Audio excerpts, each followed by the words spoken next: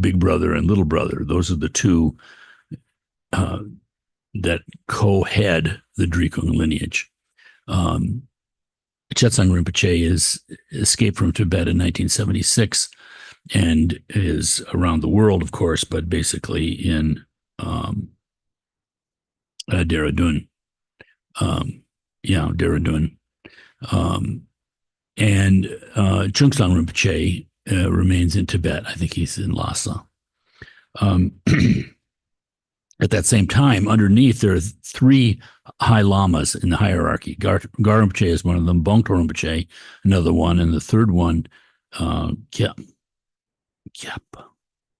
Gyatro, I believe, Rinpoche, who was in New Jersey and passed away a couple of years ago.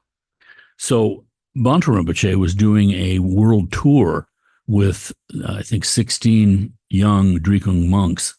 They were doing Chod, and they were doing sacred dance and music. That was the title. They came here to Rochester, for instance, and did 2 sellout performances at Nazareth College. So it was that kind of a time.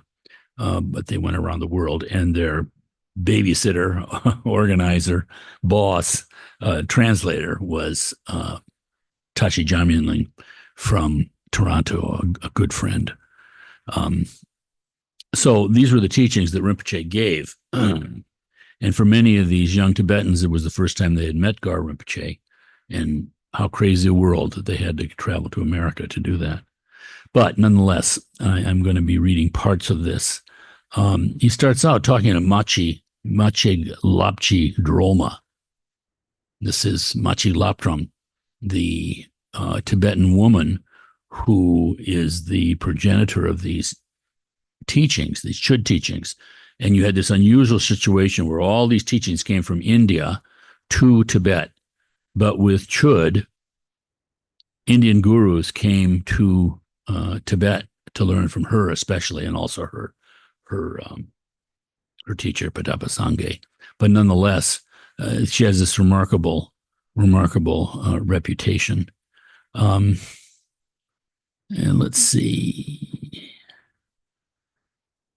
The real important thing, Rinpoche says, is that she represents her teachings, her essence, which is the perfection of wisdom, and her firm belief in that is very important. Otherwise, just as it is important for one to have a firm belief in the essence, it's also very important to have a positive attitude, belief, and faith in the lamas that you come across, the geshes, the nakpas, the lay practitioners, nuns.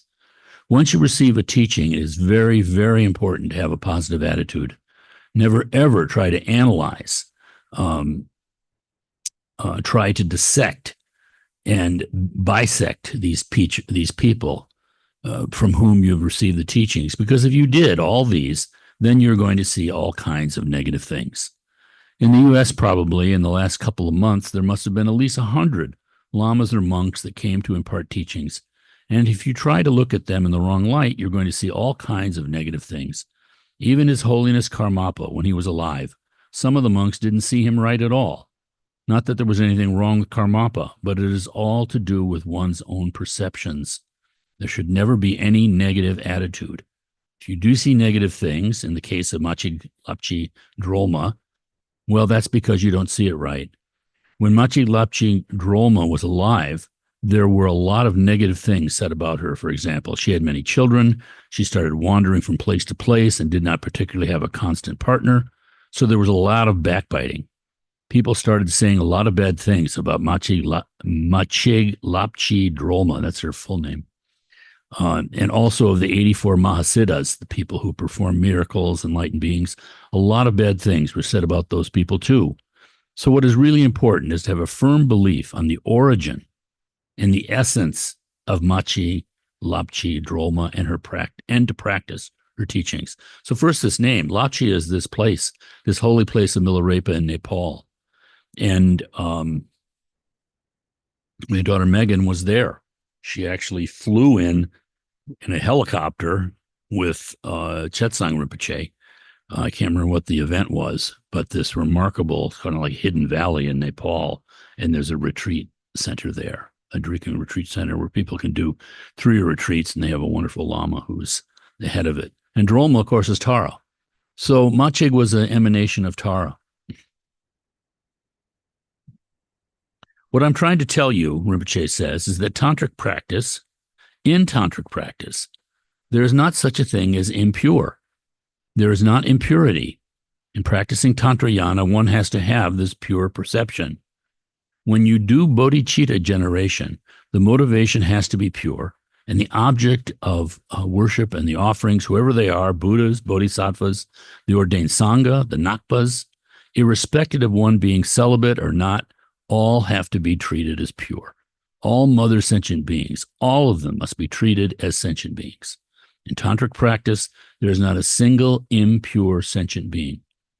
Your perception be free from attachment, free from hatred. There should be no thought of purity and impurity. They are just two sides of the same thing. Which way you want to turn up or down, it's entirely up to you. Practitioner has the choice, so in practicing tantric teaching, one has to flip the right side up and the wrong side down, and that is always having a pure perception. In Tibetan word chud is Sanskrit. It is in Sanskrit dharma, something you may just think about it. What is chud? All chud or dharma really means is three very catchy and short Tibetan words. First one is te, means to hear. Second one, som, is to contemplate. And the third is gom, is to meditate. That's all there is to it. That is chud.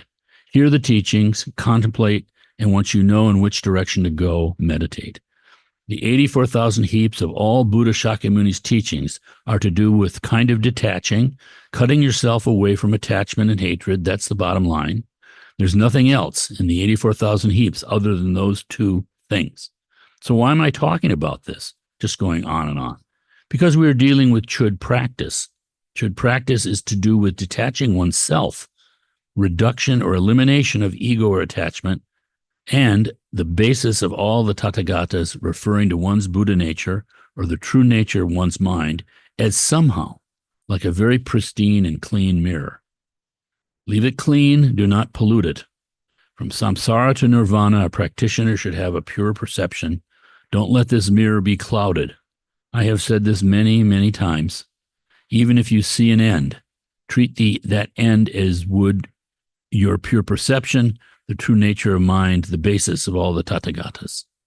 Once you have your pure perception, once you train your mind in that direction, then everything you see is going to be absolutely wonderful. It will be the huge expanse of blue sky. That is getting pretty close to the true nature of mind. In other words, not being partial to anybody. When you, for example, have so much devotion to one particular lama or master and cling on to that, that is attachment. We don't want that. On the other hand, if you keep on saying negative things about the people from whom you've received teachings, that has to do with hatred. So we don't want to be falling to either of these two edges, crevices, if you like. When you have a pure perception where everything is pure, not focusing on anybody's negative aspects, then you reach a certain level of mind where everything becomes very wonderful. In chud practice, we summon all the ghosts and demons and enemies and say, "Come and devour me. I am here for you to feast on." Why do we say that? Because we're trying to eliminate or reduce ego and attachment. So all these things tie into this particular practice that is the secret chud practice.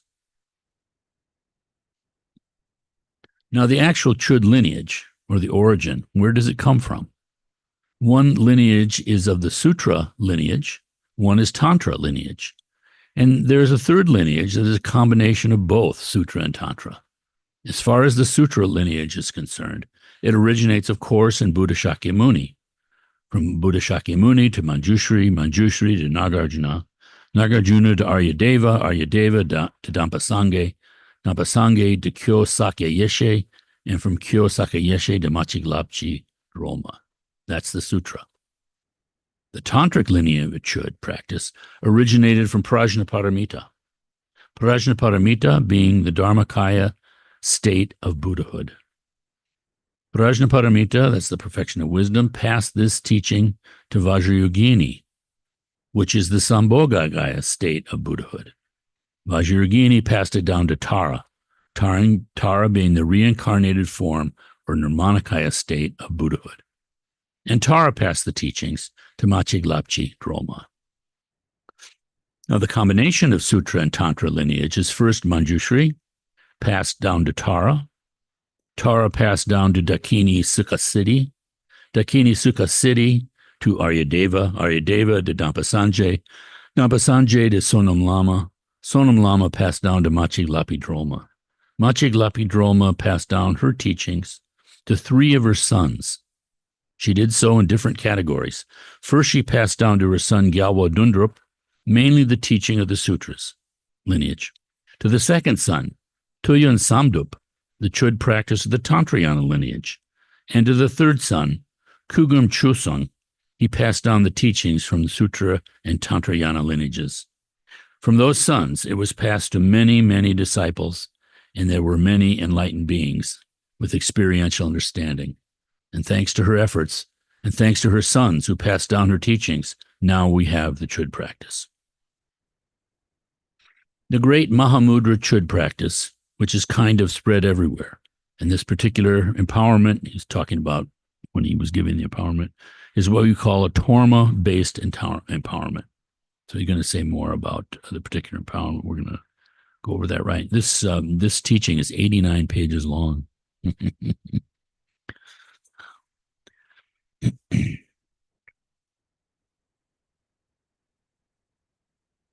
This particular Chod teaching came to Machig. It is a kind of impure vision that this teaching has come to her. What it does is that it turns negative into positive to the extent that enemies are converted or turned around as friends. Inauspicious things are turned into auspicious, so that it is that profound and that sublime. Machig said these things to her sons. Listen to your mother, sons. So impediments will ever come if you give away the sick and the dying to the demons. You can be sure that there's not going to be sickness because you don't have anything to be sick. This needs to be paraphrased. Sometimes if we have a luggage and put it in a locker for a couple of coins, and we leave the luggage in other people's custody, if you have extra things you cannot avail yourself to either look after or take care of, put them in the custody of your enemies. Then there's nothing to fear. Fear of being stolen or fear of being mugged or whatever. If you let everything go, then there would be not any desire. These are my pith instructions. He makes it sound so simple. You know, if you give up all these things we're attached to, there's no fear. This is Machig's words. She went further to tell her sons, really the message is for people like ourselves. Instead of saying, save it, protect it, you can keep on saying 100 times, save it, protect it. Keep on having to cling like this. This is just futile and useless. Instead, you should say just once, have it, take it. It is much better. She said, if you can transform your body into material sustenance, this is by far greater a protection than wearing all kinds of protective chakras. So here, Machig is saying, it's much better if you really need the best form of protection, then offer your body to all those out there. And this is the best protection. So the idea of Chod, the core teaching, is detachment. Now, when we talk about detachment, it's very important not to focus on I, me, and mine. When we talk about bodhicitta, we talk about benefiting sentient beings, benefiting others. It is the same thing, again, when there is no strong I, or when there is not strong clinging on to I, me, and mine, it is only then that we can focus on others. So the real core teaching of Chod is detachment. In it, Machig again says how important this practice is. She says the method of accumulating merits by the kusali. People who simply do not have anything to offer to others resort to this particular method of accumulating merits by mentally offering themselves to others. The kusali is the offering of the body. Ku is body in Tibetan. So people who simply have nothing to offer to others resort to this particular method of accumulating merit by mentally offering themselves to others. Machig says this particular method is unsurpassed by any other form of accumulating merit. It's been said, for instance, that our strongest attachment is to our body. And therefore, in this practice of visualization, to offer your body to others is cutting the root. the actual practice of transforming your body in the white distribution and the red distribution. So this practice of white offering and red offering, a white offering is to the gods, and the red offering is to lower beings and demons and the rest of the six realms. So this practice of white offering and red offering, unkind, is kind of meshed by any form of banquets. I don't quite remember what that says. That's transliteration. When you give away the various heaps of body parts, flesh, and blood to all the elementary spirits, demons, and ghosts out there, that is kind of unmatched by any kind of practice to eliminate obstacles and retreat places. She says, where one practices where there's nothing that could be a simple cave, this is better than any form of monastery. As for the host of nuns and monks who come there to say prayers, there are not better hosts than the demons and elementally spirits and all those we perceive as aversions.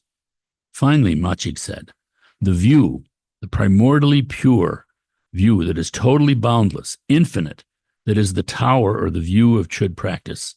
That view is kind of unmeshed by any form of teachings, and the teachings of Chod practice are better than any form of pith instructions that one can ever receive. These are the remarks of Machi Lapchi Droma. Garamche continues. Here it says, the view, primordially pure. When we talk about primordially pure nature, we are talking about the true nature of mind. When we understand the true nature of mind is free from conceptual thought. It has no clinging. It has no grasping. That state of mind is free from clinging or grasping, and when one is free from clinging and grasping, that is the state of Buddhahood. Then the true nature of mind, most people have the tendency of looking outward and then viewing all phenomena. Going to the movies will be an example, entertaining oneself by focusing all the senses outwardly. In Buddhist practice, we should focus all the senses inwardly. The real entertainment is within one's mind, not outwardly, but focus inwardly and then be entertained.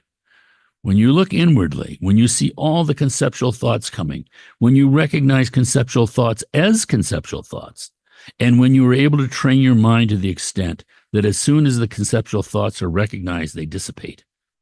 When that state of mind is reached, then there is stability that translates into a kind of the state of purity, the state of primordially pure that we talked about before. When one reaches this state, one is able to help other beings. Aryadeva has also said a great deal about Chod practice. Now we have this concept of the gods above, the Nagas below, and all kinds of other beings. By practicing Chod, one is able to get rid of all these conceptual thoughts. The notion of having devas or gods above, because of the experiential understanding of Chod, detaching oneself from clinging and grasping, one is able to eliminate the idea of having something like devas or gods above and this idea of Nagas down below. Literally, it says, subjugate them just by your sheer presence or aura.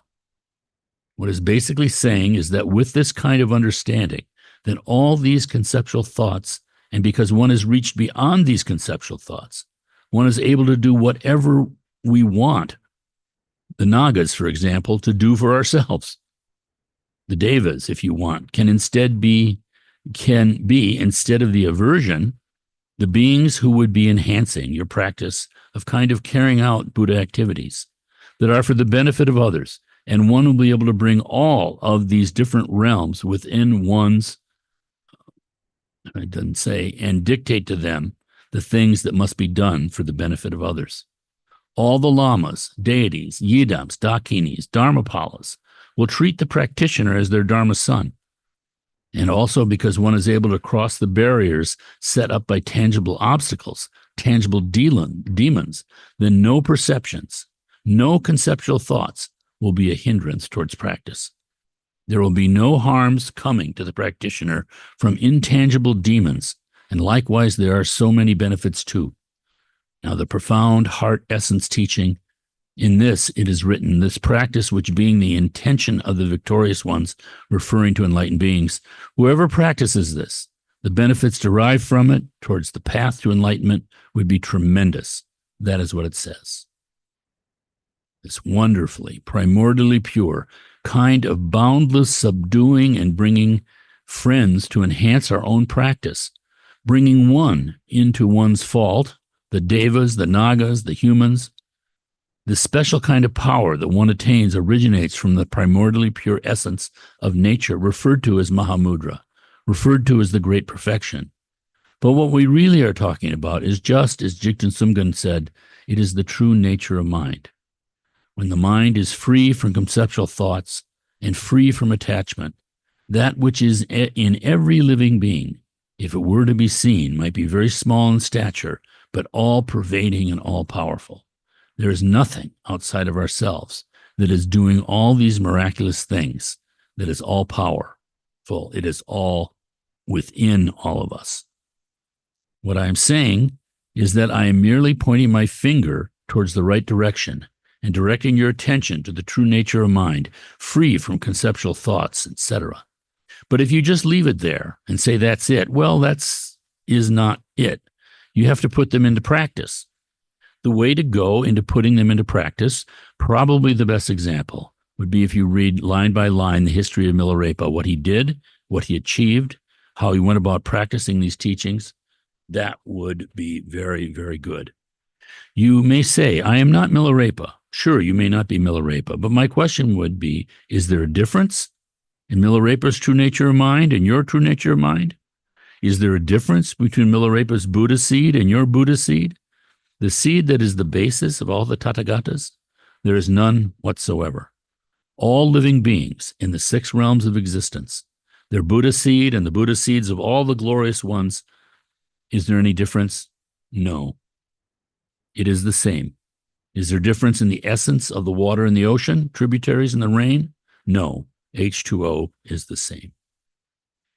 That's his first day of teachings on this retreat that we did. The retreat was also remarkable because they had these 16 monks there with all of their costumes that they were using in these performances. Rinpoche ended up dressing himself up as Mahakala and did this Mahakala dance between the house where he was staying and the, I don't know, maybe 300 feet to the big tent where we were all practicing. We have some of those pictures in our scrapbook in the other room. You can check it out sometime. And also in that wonderful movie that Christina did. Yeah. No, we have a scrapbook and pictures of this actual retreat. And also in the movie, that's what you're saying, My Precious Teacher, for the benefit of all beings. Yeah, that Christina Lundberg did. There's some footage of Rinpoche walking out of the house towards that very retreat. So this is really auspicious that this should pop up right now when we have Drupal Palki coming to do Chod again for us here. His second teaching, the thing to do is trying to overcome the emotional afflictions. Now, this is so remarkable to me because if there's anything that is the basis of all the troubles we see, it's attachment to emotional afflictions. And yet it's so interesting because people want peace, people want one thing or another. But the tragedy of human life is that due to our limited understanding or lack of understanding even, we don't know how to do that. People don't even have the idea of cause and effect, that anything you do has a positive, and we do in a very crude way, but I mean in a spiritual way, in an existential way. And yet here it is. It's like, everybody's answer to everything right here. The thing to do is trying to overcome the emotional afflictions. Of course, you are not going to have conceptual thoughts, but the thing to practice is not to be overcome by conceptual thoughts. So he's saying, of course, you are going to have conceptual thoughts, but not to be overcome by them. Do not chase these conceptual thoughts. When they come, try to let them alone. Let them disappear. Let them go away. That is the way to go. This particular practice is good for 2 things. First, in this present life, it is going to help eliminating or at least reducing all kinds of illnesses, all kinds of demonic influences, all kinds of discomfort or problems arising or brought about by elementary spirits. This practice is very profound and very sharp in cutting the ego and attachment. As for the future, this is one practice and one practice alone that can do without any others if one wishes to do just this Chod practice. It's the kind of practice that is very, very speedy in reaching enlightenment, much speedier than many other forms of practice. To receive this practice, we have the normal four components of any Buddhist practice: refuge, bodhicitta, the actual practice, and then the completion stages, including dedication. First, we will do fourth going practice, taking refuge. Now he's going to teach about refuge.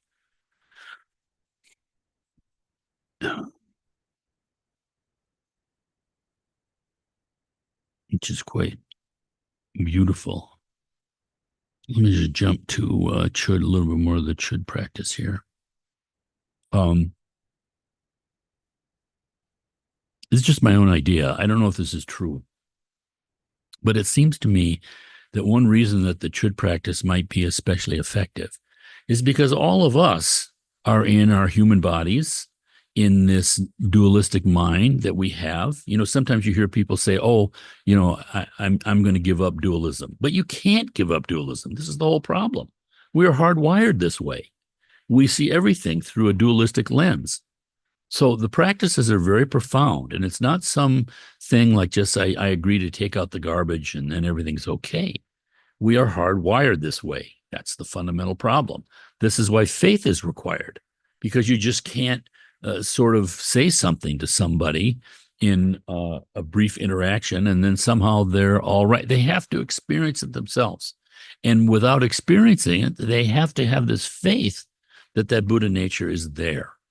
And that's something that you can't really explain. It's kind of a mystery how that faith is generated. I mean, we know it's generated from experience, but the necessary faith to keep doing the continuity of experience of practice, sticking with it, so to speak, you have to have this faith that there's something at the end of the rainbow, so to speak. At any rate, Chod practice is both sutric and tantric, like Rinpoche has been talking about. So in the visualization, I don't know if he's going to describe it here, but we are in our ordinary body. So this is, this is the sutra aspect.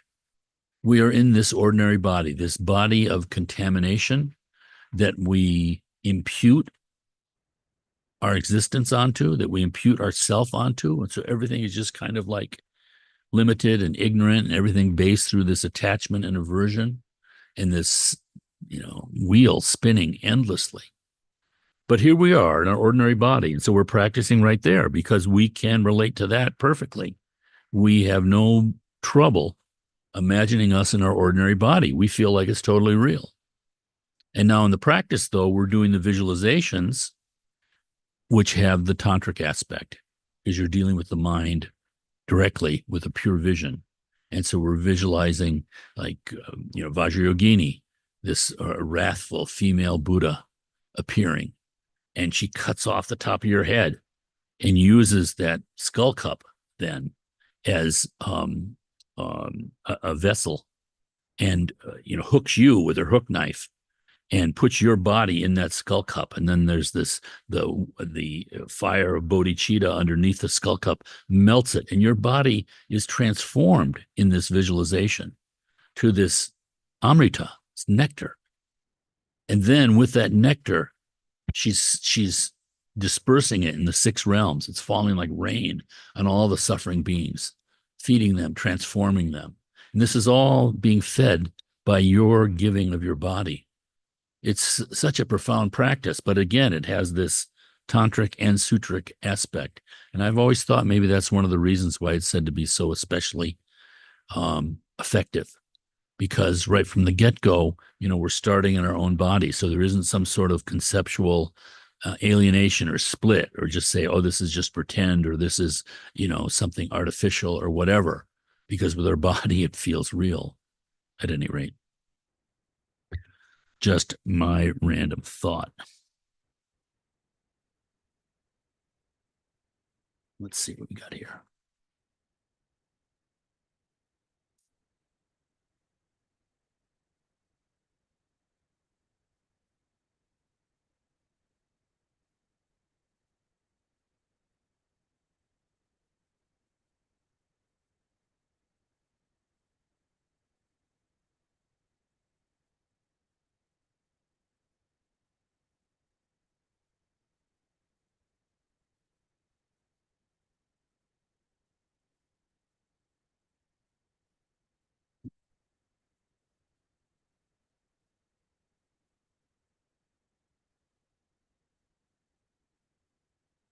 he mentions that part of the practice had been traditionally in Tibet to practice chud in fearful places to generate your fears and a place where you could more easily see demons, such as a cemetery. And again, in ancient Tibet and India, a cemetery was not this nice park like it is for us. It was rather a place where there were jackals and vultures and crows and half exposed bodies and, fearful kind of thing. And Rinpoche says, now I said a great deal about this idea of one's obligation to go into retreat in fearsome looking places like cemeteries. That was important. But here, in the same line, it also asks that one should go on retreat. One has, although the text says one should take this practice, go on a retreat. Here in the West, if you don't have a job to hold on to, you're not going to eat. Therefore, it's probably difficult to go on a retreat. Another thing I have come across, people, is that there's a lot of you that come to me and tell me you would like to sometimes go down the road, go to probably India, Nepal, or wherever, take some time off and go on a retreat. That's a wonderful thing. It's a good thing to do, but do not wait until you can get some time on your own and go on retreat. Even if it's a matter of just 1 hour, you should do that retreat just now. The meaning of going on retreat is to gain that mental rest, not to be disturbed by conceptual thought. Let the mind rest in its own natural form. If you can do that, that is the essence of retreat. There's nothing else. Going to retreat is kind of an escape where you're not going to be distracted by sound or sights. So that is the purpose. What you can do the same thing in any situation now behind closed doors or sit down 1 hour, 2 hours, whatever. If you can do that, try to prevent your natural mind from being distracted. That in itself is retreat. There is no other retreat. For example, you can take some time on Sundays, go inside, shut the door, open your windows, think of your Lama, do some chud practice. That is your retreat. Now, going on retreat, shutting yourself, your body locked up in some confinement, that is not retreat. What should be really confined is your mind. Confine your mind in its natural form, not wandering off, not chasing conceptual thought. Mind should be in retreat, not your body. Conversely, if you just lock yourself in physically, but your mind is just wandering like a werewolf from place to place everywhere, that is not a retreat at all. You have to try to contain your mind, and therefore my suggestion is that you should not wait until you have a substantial amount of time to do retreat. You can turn your own bedroom into a retreat. You don't have to go to India or Nepal or do that. Lord Jigten Sumingen has clearly mentioned that the sacred places and the places of worship and pilgrimage places should be wherever you are. A lot of people go to sacred places like Sari in southern Tibet. You should treat that place wherever you are as Sari. Why do people go to Sari for pilgrimage? Because Sari is the sacred place of Vajravarahi. Lord Jigten Sumgen said, one's own body has every aspect of Sari. The 29 different sacred places and the 32 places for pilgrimage, every one of them are embedded in one's own body. Therefore, what you should do is to use your body as a retreat center, retreat place, and let the mind go on retreat. When your mind goes on retreat, this between the distraction with conceptual thoughts and the state of mind where there isn't distraction and interruption, there's a special feeling you are going to get, and that is most important. When you put your mind on retreat, you're going to experience that. When you experience that, it will be something like a little baby getting so used to its mother's breast that each time you feel it, you know exactly that it is the very same experience that you are repeating. So it is important to practice now as opposed to waiting for the future. And then, if you have that persistent urge to go on retreat to some holy places, well, that is a good thing. Have it. At the same time, just as I said, keep on practicing and pray, supplicate to Tara and Avalokiteshvara so that your needs and want of going on retreat to faraway places may be fulfilled. You have such a strong feeling and leave all those things to enlightened beings like Tara Chenresig. This kind of being will not let you down. With full conviction, things will materialize. One day you're going to have a stronger feeling of this is it, this is the time, and you go on a retreat. That will be the right time. Even when you do your mundane, day-to-day activities, do whatever you can. Whatever you cannot leave thus to the triple gem, pray heart and soul and have complete faith, and you will know that you will get the signs when there is an opportune time to put your ideas into practice. He's getting all that from one line of this root text. The second line of the root text is talking about putting emphasis on the physical body itself. Now, as for the physical body, what you should be doing is just like practicing Mahamudra when you are meditating. Normally, under normal circumstance, telling the beads, mala, is an integral part of Dharma practice. Turning the wheel is an integral part of Dharma practice. But when you are practicing Mahamudra, when you are meditating, you do not toll your beads, neither do you turn the wheel. He means the prayer wheel. It is just walk when you walk and play when you play, and you have in a meditating posture and single-pointedly meditate on Mahamudra.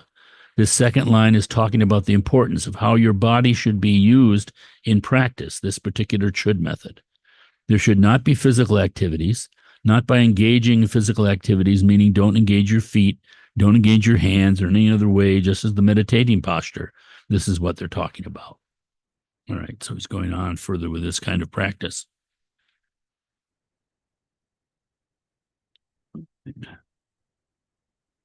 Yeah, 89 pages, Tantric Demons. This is amazing, the detail in this. So I will print this out for folks.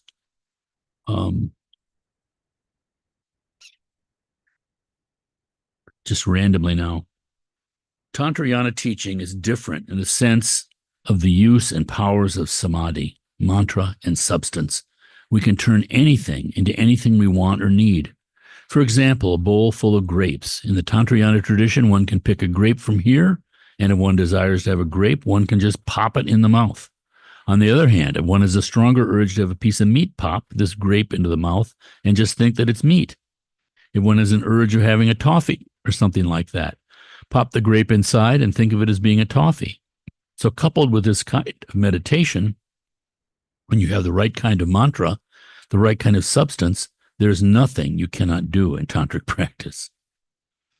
Going back to the red distribution, when you actually, through visualization, distribute flesh and blood, it has to have some solid basis in the bigger Sutrayana teachings. So where is the basis for this Chod practice? The answer lies in the White Lotus Sutra. In the White Lotus Sutra, when a locality was stricken with a plague, and the only cure was the flesh of a certain kind of fish.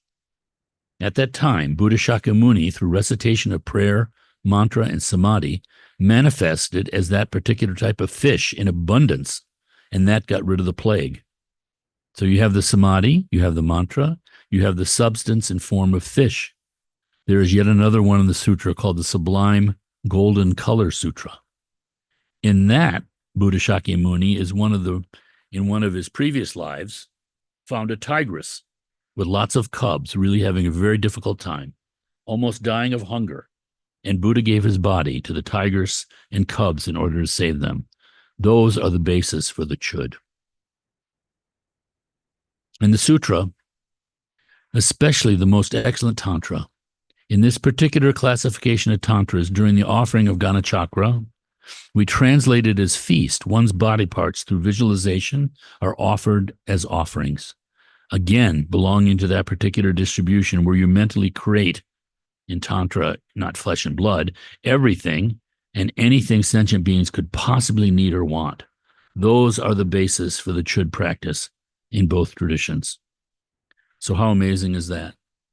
I mean, it seems so completely fundamental, and you can see how sort of the core it is. I mean, again, we live with this body, and our attachment to this body is, truly amazing. We're thoroughly trained in it. And so we're actually using that fundamental attachment as the basis for this practice. We're dealing with that. Everything comes out of that. All our fears, all our desires, somehow it's all, related to this body. And so by offering this body, it's just, it's mind-boggling in its simplicity, but its profundity. And it makes bodhicitta be very real and immediate. Obviously, not just a thought. See if I can find a little more.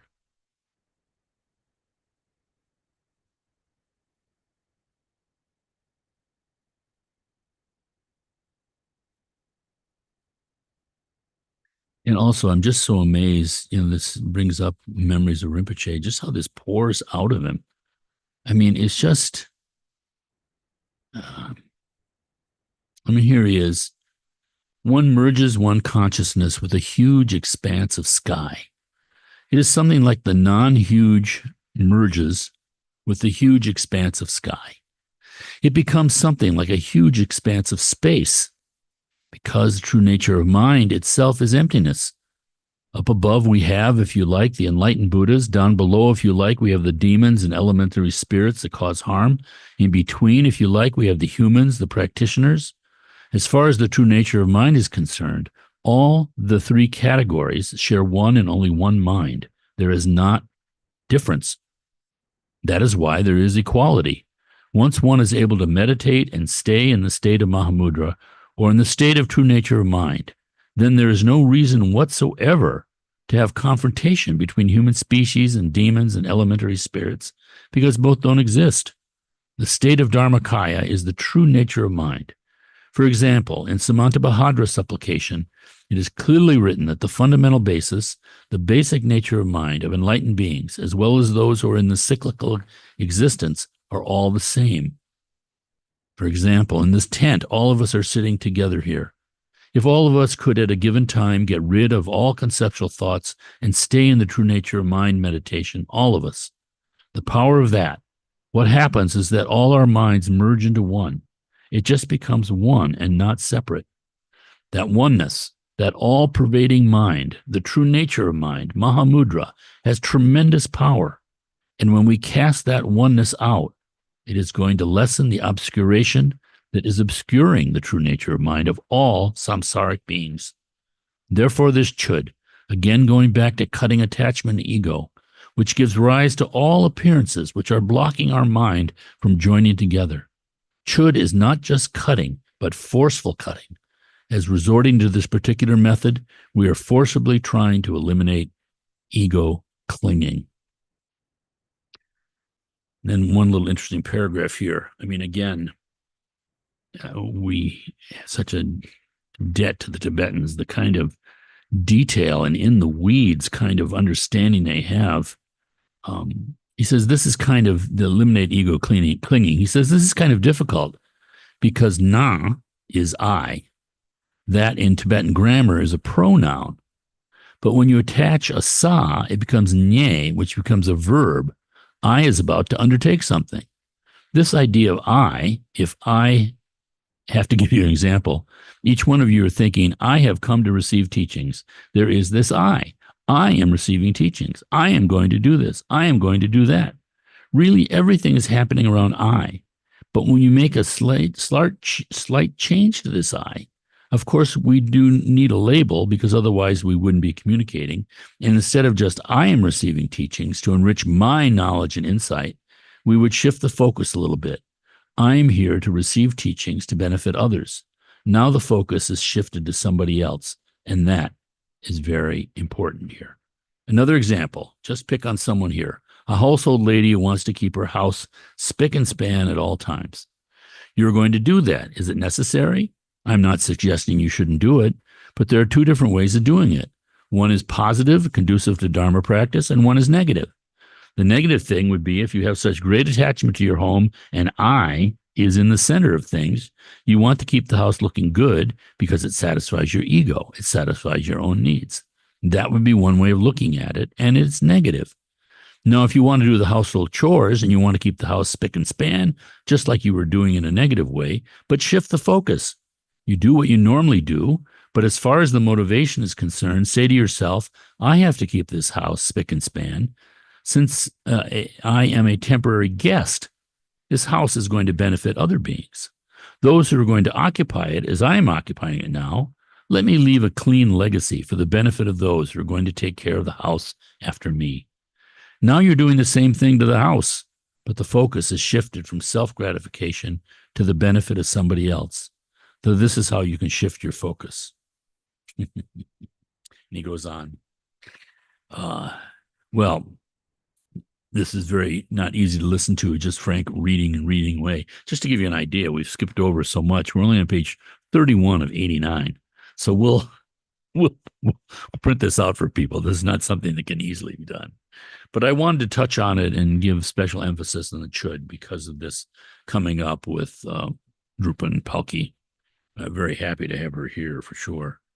One, because it's our larger sort of family, and our connections like that are very strengthening and also beneficial. I've always thought that one of the wonderful things here is that people are not just in some little, glass house that is on the corner of Culver and Park. There's a much bigger world out there. I think psychologically, it's so healthy for people to be able to go to, even though it's there, Arizona, or to any of the other Drikung. It doesn't have to be Drikung, but any of these different centers. I mean, the fact that you see the differences in teachers, you see the differences in teachings and emphasis, and so it's supportive, but in a very broad way, like an extended family. It's so important. So whatever kind of craziness and neuroses that you might have from being too focused on your own situation, there's a bigger world out there that is very supportive and sustaining. All right, so maybe we'll stop here. Any questions? Forgive me, I haven't given anybody a chance to say a word. Yes.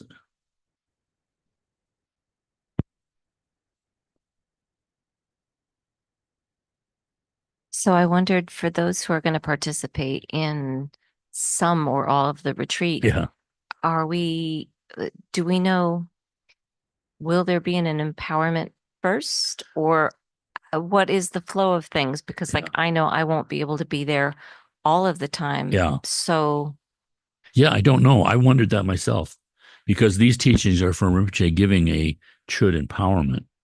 I don't know if it's required, and I don't know if she's giving it, but I'll try to find out this week so you can know. So yeah, if you're limited in the time you can come, especially make sure you get the empowerment, and then you can certainly get the practice thereafter. Yeah. Thank you so very much for that. Mm. I guess I was thinking about when you were doing the visualization and when you're right at the very beginning, when she chops off your head, where does your head go? Because she's just the top of your head. Oh, top of your head. Yeah. Oh, because that's the skull cup. The cupola, the skull cup. Oh, okay. And then doesn't that work? Right. That works totally. And then she hooks you. It hooks you. And then she puts you in the the skull cup. Can expand in size to Right. accommodate our body. And then it burns It down, melts into the Amrita. And there's a froth that comes off. Okay. And then what's left is just this wonderful nectar. Nectar. Okay. Just completely desires the best stuff in the world. And then you're throwing that. You throw it. Vajrayogini is throwing it to the 6 realms. Okay. And different Chod practices differ. I don't know exactly which one. Can't remember this one. This is the Jigten Sumgun Chod that we did years ago that she's going to do. There are 2 other ones that I've done, I don't practice it, so I can't quite remember. But they're, like he mentioned here, the red and the white offering. The white offering is to the gods and the higher beings, and the red offering, flesh and blood, because the lower beings like the grosser stuff that goes down to them. But what I remember in this Chod is this wonderful nectar that's being sprinkled out to the 6 realms. But the other thing that's always moved me with Chod is the beautiful nature of the tunes. They're just so lovely to do. And there's also this physical effect of it. I just think it's just very, very, it's like beyond skillful. Obviously, it wasn't created by someone. It was just this natural kind of manifestation of our inner harmony. Because that business of the drum and the bell together, at first, it's just like, it's like it takes some coordination, it seems. And for myself, I'm not coordinated in those ways. And I just thought, well, this is going to be useless. But somehow it'll happen that it'll click. I mean, with practice, maybe it isn't immediate. But doing those things together, one, the enhancing of the sound, and, there's really something to that. But there's also just it's more than physical. It's just this, you're experiencing your own harmony in something that seems divided or, not naturally harmonious, Mhm. but it is. So it has a wonderful effect on the mind. And as far as increasing confidence and everything, I mean, truly genius. And sometimes when we do practice, you always say, go slow at first and then, really learn it and kind of memorize it. Yeah. And I'm imagining that would be of great help because when you add the instruments, then it's like easier, right? Yeah. Is that? Yeah. Best you can, because it is a little tricky reading the text and trying to, reciting the English or even the Tibetan. We don't read it in the Tibetan. Most of us don't. So we're doing the transliterated phonetic English, making Tibetan sounds. You know what I mean? Right. I mean, we're so removed from it. But yet, yeah, never be discouraged for thinking that you're doing it wrong. It's just, it's our true nature. This can't be wrong. It's just Thank you. manifesting in different ways. Sometimes slow, sometimes fast. Thank you. Yeah.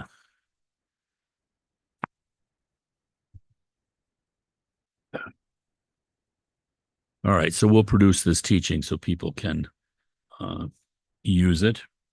And we'll say a short dedication. Yeah. Is it there? Oh, thank you. Yeah, Parchment.net. It's under Chod teaching transcript. No kidding. I did not know. Yeah, that's it. That's it. Yeah, that's it. That's it. Amazing. So the Russian lady, I don't know if she even knew that. Why was she contacting us? Maybe. Yeah, I think so. I think so. But also how wonderful that she contacted us. Maybe she's matching. Really. Frank, Yes, it's Eileen. I What, know. yeah, okay. What did Rachel discover? I didn't quite get that on her Oh, phone. this 89 page transcript Yes. that I've been reading from. It turns out it's on the Garshan Institute's website. It's already there. Oh, okay. The exact one, all 89 pages, the exact text, PDF. Okay. Thank you so much. Yeah, so that's Yeah. really good. Thank you, Rachel. We offer the merit from this evening. This great aspiration of liberating all and the tremendous blessings of having come across the methods by which that can be done. How to gain what every human being, every animal in their heart of hearts, recognized or unrecognized, wants. And the joyous state of liberating others, all beings, which of course includes ourselves automatically. We're so fortunate. We dedicate the merit from this to this great task. May we never cease from saving our motherly sentient beings. Swaha. Okay. Thank you, guys. Always a challenge, just dry reading. Yeah.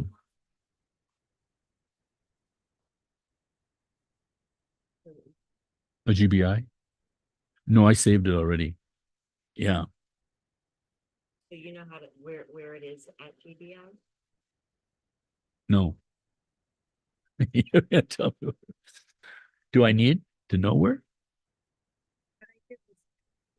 Chrome. Transcript teaching good. And a lot of things came up and I looked for the Virgin site, opened it up, and it was one of the things you click on to open under teachings. I can't hear. You hear that So one? She's yeah, explaining how she found it on the GBI website. yeah, That she went to Chrome and can I say Googled if you're in Chrome? Go to the Gotchan site. Search Understood. under Chud. Search under Chud okay. for Chud transcript. Okay. I'll find it, Rachel. Yeah. Thank you so very much. Thank you, Yeah. Frank, for this Yeah. evening. Yeah. Yeah. Thank you all. Thank you, Mhm. Rachel. Okay. See you next time.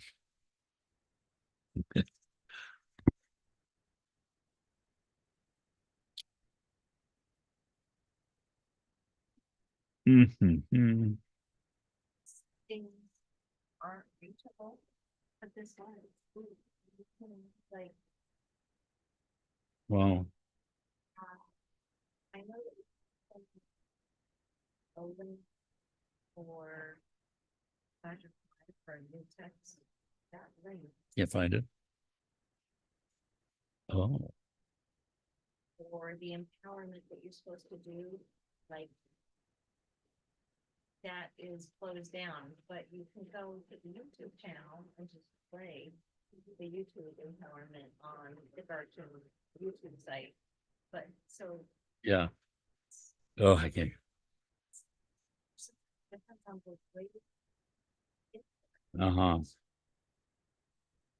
See, and I don't even know these things. I don't even go there and do that. And there's so much resources out there that of which I'm not aware.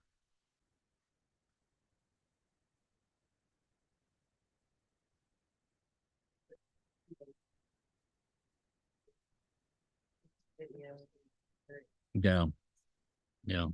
And I, on that same area, there's a recording, Uh, like the video of the doing it. But- That'd be wonderful. and